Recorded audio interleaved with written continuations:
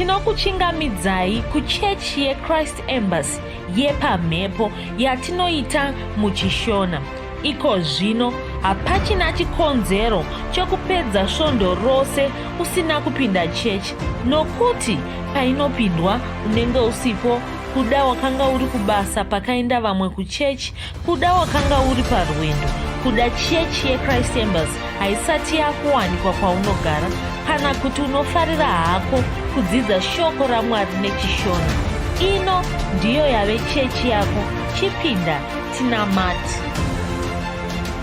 Haleluya. Tinosangana zvekare pamunamato wedu weChrist Embassy watinoita pamhepo muchishona, tichiimba kuti makava nesvondo rakanaka uye makagona kufamba nesu pazvidzidzo zvese zvatanga tichikutumirai, mukagona zvekare kubatana nesu pazvirongwa zvatanga tiri kuita musvondo irori ratabuda. Haleluya. Tichiti zvekare makorokoto tava mumwedzi wazvita, takapinda mumwedzi wazvita. Mwedzi wazvita ndio mwedzi wokupedzisira wegore, kureva kuti taakuchivhara gore rino, nguva yafamba. Ndinoimba kuti zvinhu zvawakanga wakaronga kuita mugore rino wakagona kuzviita, asi usavhunduka kana pane zvimwe zvisati zvaitwa. Nguva ichipo unogona kumhanyisa zvimwe zvikatobuda pamazuva mashoma iwaya asara. Kana zvakawandisa zvikasabuda, tine rimwe gore raakuuya uchizviudza kuti gore rino hazvikoni. Haleluya. Saka mukana uchipo, usavora mwoyo, unogona kubudirira, uchirigona kubudirira, uchirigona kutanga mabasa ako iwayo, uchirigona kuenda kuchikoro, uchirigona kudzidza zvinhu zvitsva, uchirigona kuita zvose zvawanga wakashuva kuita. Haleluya. Uye ndinoimba kuti kana pane zvawakakonawo kuita mugorero rino iri, ndinoimba kuti wadzidza, une zvawakadzidza, kureva kuti kana pane mhosho dzawakaita hauchadzokorori zvekare mugore rinotevera. Waakuziva kuti wozvifambisa sei. Haleluya. Toda kuti mufudzi Kristu vakatitaurira pamusoro pemwedzi uno wazvita, vakati mwedzi wazvita, mwedzi wekutenda Mwari, mwedzi watiri kutenda Mwari. Tiri kuvatenda nokuda kwezvavakatiitira mugore rino rose. Tine zvakawanda zvatakaitirwa naMwari mugore rino rose. Tiri kuvarumbidza, tiri kuvatenda, mwedzi wokuvatenda. Hongu, tinotenda Mwari zuva rimwe nerimwe, nguva imwe neimwe, pachinhambo chimwe nechimwe tinotenda Mwari. Asi mufudzi Kristu vakatitsanangurira vakati kunyange zvakadaro zvakakosha kuti tipote zvekare tichizvipa nguva yatinongozviudza kuti iyi inguva yatiri kushandisa kurumbidza Mwari, kutenda Mwari. Saka ndo zvatiri kuita mwedzi uno, mwedzi watiri kurumbidza Mwari, tichitenda Mwari. Tichaita zvinhu zvitatu zvatichaita. Tichavarumbidza nokuda kwezvavakatiitira, tichinamata minamato yokuvatenda. Saka tichavatenda minamato yedu, tichitaura mashoko okuvatenda. Zvekare tichapa mupiro yekuvatenda. Saka paunopa mupiro mumwedzi unoyu, paunopa mupiro wako, unofanira kuwana mupiro waunopa wokuvatenda. Vape mupiro wokuvatenda. Iva nomupiro waunouya nawo, waunotumira, waunoti uyu ndokutenda Mwari. Tichivatenda nokuda kwezvavakandiitira mugore rino rose ra2022. Haleluya. Chechitatu chatichange tichiita zvekare ndechokuti tichange tichipupurira Jehovha nokuda kwamabasa avakatiitira, tichiudza vanhu pamusoro pezvatakaitirwa naMwari. Saka tinonamata, tichivatenda, tinovapa mupiro wokuvatenda, tichitaurira vamwe zvakanaka zvavakatiitira. Iyi nzira yekuvatenda iyoyo. Imbofunga kana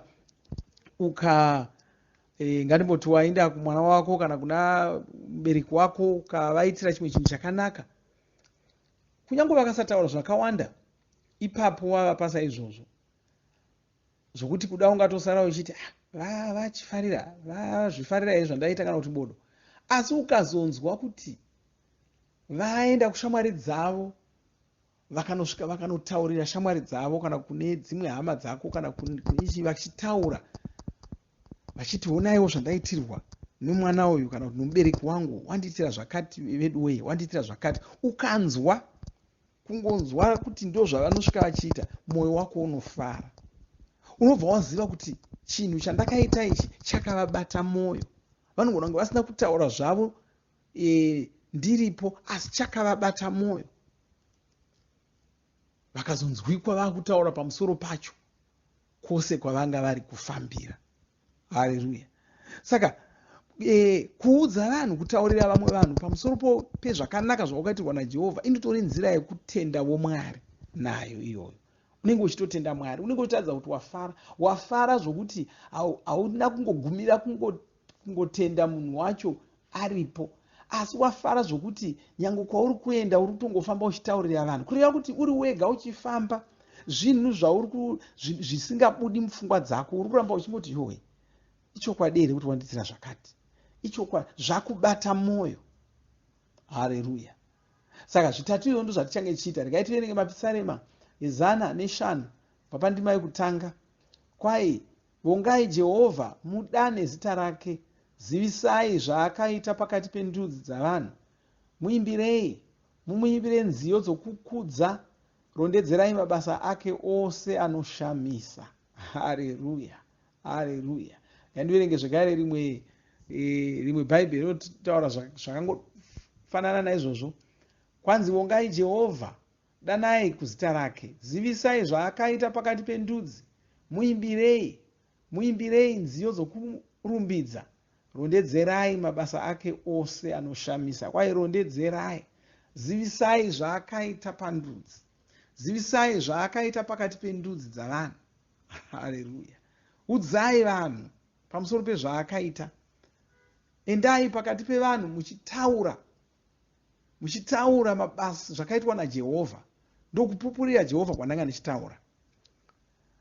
Zvikanzi murondedzere mabasa ake ose anoshamisa, muimbirei nziyo dzokukudza apa wakungotaura kwavari ivo, uchirondedzera mabasa ake ose anoshamisa, uchitaridza kuti akakufadza, wakaagamuchira, wakabatsirika nawo, unovaremekedza, unovakudza. Kwairondedzera mabasa ake ose anoshamisa. Taura, usasiya kana rimwe. Kureva kuti unofanira kutombogara pasi mumwedzi unoyu, unofanira kutombogara pasi, upota uchitombogara pasi uchinyora pasi zvimwe zvinhu zvawakaitirwa naJehovha, uchinyora pasi zvinhu zvavakakuitira. Nokuti kana ukasadaro unogona kusirira zvimwe, uye kazhinji kazina zvaunosirira zvinogona kunge zviri izvo zvakanyanya kukosha. Haleluya. Haleluya. Saka ndo zvatiri kuita. Mwedzi watinonyatsogara pasi, wogara pasi uchinyora, Jehovha vakandiitira zvakati, Jehovha vakandiitira zvakati, Jehovha vakandiitira zvakati, uchinyora pasi. Uye usangogara pasi kamwe chete wobva watoti zvakwana wotovhara. Zvimwe zvacho zvinoti wapedza kunyora kudaro, wasimuka waenda, zvimwe ndo paunorangaridzwa zvimwe zvacho, wodzokazve uchiwedzera, wosumuka wodzokazve, mwedzi wose uchingodaro uchingonyora pasi, uchingotenda Mwari pamusoro pezvinhu zvese izvozvo, uchizvitaura. Imbofunga kana ndikauya kwauri ndikakuitira chimwe chinhu, nokuti kana ndichikuitira chimwe chinhu kureva kuti chakakosha, ini ndiri kuchikoshesa, ndiri kuona sokuti wakakodzera kuitirwa chinhu ichocho. Saka ini muiti wacho ndinenge ndichitochikoshesa chinhu ichocho, ndichitotsvakawo kuti deno ukagona kuzviona kuti ndakuitira chinhu ichi, ndichitoda kutoonawo kuti uchaita sei ndakuitira chinhu ichi, uchazvionawo here? Haleluya. Uchazvionawo here? Zvakafanana nezvinoitika mudzimba pavanhu vakaroorana kazhinji. Mudzimai anogona kunge akagadzira vhudzi rake zvakanaka-naka kana kuti akapfeka zvakanaka-naka. Agadzira vhudzi rake kudaro kana akapfeka zvakanaka kudaro, anenge achingotarisirawo kuti kuda murume wangu achanditi, inga nhasi musoro wenyu wakagadzirwa zvakanaka, ndiani wakakugadzira musoro wenyu? Akanzwa mangonyarara munozovhudza kuti asi zvandaita hazvina kunyanya kunaka, asi bvudzi rangu harina kugadzirwa zvakanaka. Nemhaka iyo wanga akanyarara ake asi achitarisira kuti uchazvionawo. Saka ndo zvimwe chete kana ndikauya ndikakuitira chimwe chinhu ndinenge nchitarisira kuti uchazvionawo. Saka ndini ndichida kuzonzwa uchitaura nezvazvo. Kana ndikasakunzwa uchitaura nezvazvo, ndobva ndatofunga kuti asi zvandamuitira zviya hazvina nebasa rose, hazvina kukosha, asi ndakapedza nguva yangu, asi handizvo zvaanga achitarisira. Haudi kuti Mwari vafunge saizvozvo. Haudi kuti Mwari vaone sokuti zvavakakuitira, nokuti ukaona Mwari vosimuka vokuitira chimwe chinhu chakakosha, havangasimukiri chinhu chisina basa, havangakuitiri chinhu chisina basa, chakatokosha. Haleluya. Nyange vakakupa dhora iroro riri kutoshandura upenyu hwako. Saka taridza, ita somunhu wazviona kuti apiwawo dhora naMwari, kuti Mwari rinokutenda inoda kuti dhora ramandipa iri rinotenga chingwa, ndikatodya ini navana vangu, tikaguta, zuva rikatofamba. Haleluya. Haleluya. Randigonesa kuti ndifambe, ndiende kunoita zvakati, ndiende kunoona hama yangu, ndiende kunoona shamwari yangu, ndinoparidza, ndiende kuchechi. Kuenda kuchechi hachisi chinhu chidoko. Saka dhora rinogona kuitira zvinhu zvikuru. Munhu wakawana dhora akagona kukwira bhazi akaenda kuvhuserere kwaiparidzwa, akanoponeswa, akatobvako mwana waMwari. Onai zvaitwa nedhora riya. Munhu wanga ari mutadzi akananga kugomba romoto, dhora ramubvisa gomba romoto, wawo kudenga. Haleluya. Saka hachisi chinhu chidoko. Mwari vanogona kuitira zvinhu zvikuru. Rondedzerai mabasa ake ose anoshamisa. Rondedzerai mabasa ake ose, usasiya rimwe. Uye marondedzere, kureva kuti unotaura zvese pamusoro pawo, uchiatsanangura usingamanyi, uchiatsanangura. Makazondidai sematauriro andaita dhora ipapapa. Makandipa dhora riya, ndikagona kukwira bhazi, ndikanodzidza shoko raMwari, ndikanodzidza kuti muKristu haarwari. Kubva musi iwoyo handicharwari. Dhora ramakandipa riya ndo rakandisvitsa pandava nhasi. Haleluya. Ndiringotaura nedhora apa nemhaka yekuti mumwe munhu angangofunga kuti idoko, handingatendi Mwari pamusoro paro. Haleluya. Handisi kuti Mwari vanongokupa dhora chete, vanokupa zvakawanda, vanokupa mota, vanokupa imba, vanokupa zviuru zvamadhora, zviuru zvamadhora, vanokupa zvese izvozvo. Asi ndoda kutaridza kuti chero chinoita sechidoko chacho chakatokosha pachiri ipapo. Ukaona Mwari votokutambidza chinhu ichocho, chakatokosha chinhu ichocho. Deno watenda Mwari pamusoro pacho. Haleluya. Saka mwedzi wedu wokurumbidza Mwari, mwedzi wedu watiri kutaura, tichipupurira Mwari. Haleluya. Tichitaura zvavakatiitira, tichizvitaura kuvanhu, tichizvitaura kwavari, zvekare tichiunza mipiro yedu yokuvatenda. Chiti Mwari, ndinopa mupiro uyu senzira yokutendai kuti makandiitira zvinhu izvi. Haleluya. Saka ndozvaunofanira kuita izvozvo. Ndo zvatiri kuita mumwedzi uno wazvita. Asi tisingazongopereri ipapo.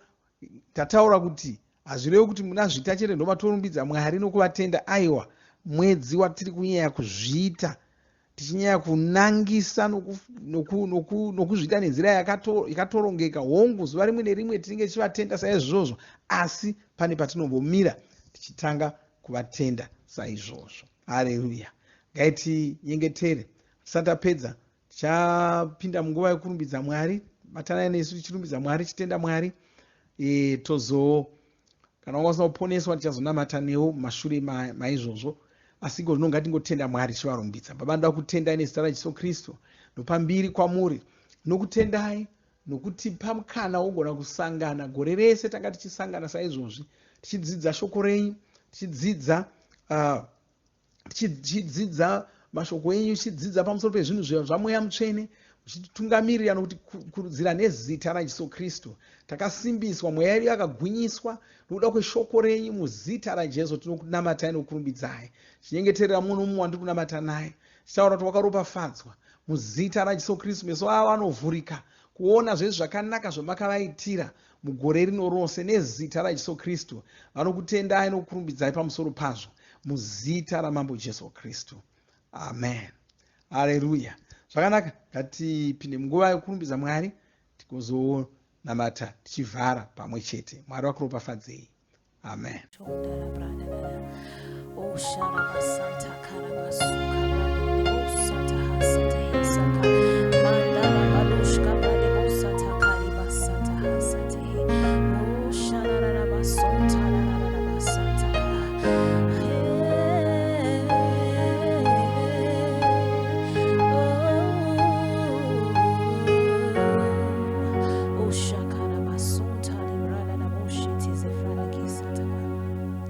Zita rimwe rine simba, zita rimwe rinotonga,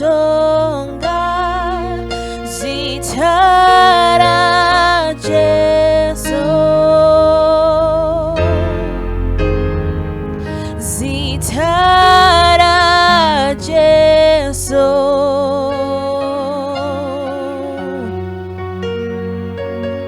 Zita rimwe rine simba, zita rimwe rinotonga, zita ra Jesu,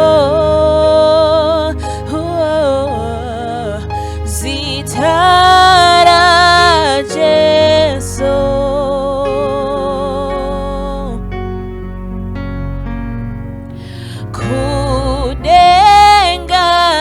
Panyika hakuna ane simba, makomo paradzwa, masuo zarurwa,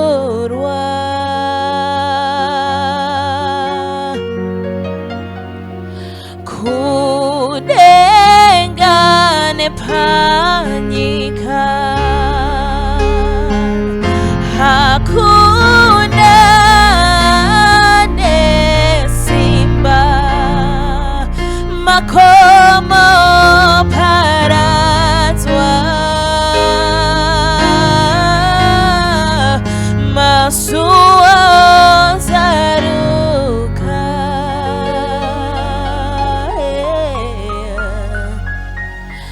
Oh, Jesu,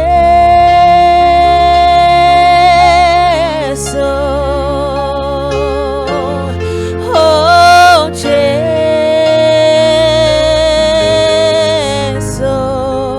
munoshamisa,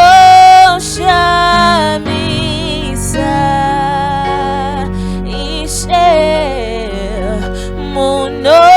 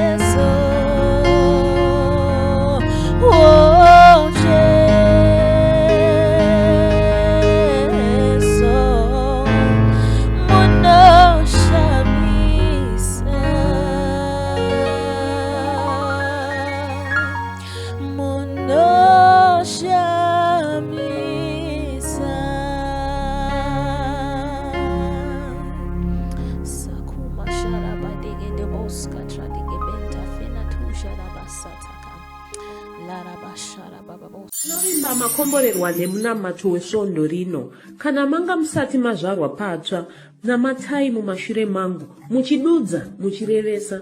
Taurai muchiti, Mwari vari kudenga. Ndinouya kwamuri, ndinokoka Jesu, kuti vapinde mumwoyo mangu. Ndinokumbira kuti Jesu vatonge upenyu hwangu. Ndinopupura kuti Jesu ndivo vavaishe wangu. Saka ndinogamuchira upenyu usingaperi. Mumweya mangu ndazvarwa patsva, ndava chisikwa chitsva. Ndinokutendai. Amen. Makorokoto mazvarwa patsva, tinokugamuchirai muchechi yeChrist Embassy. Titumirei zita renyu nekwamunogara. Munogona kutumira iri SMS kana WhatsApp pa 0772 215 kana kutuma tsamba pa shona@gmail.com.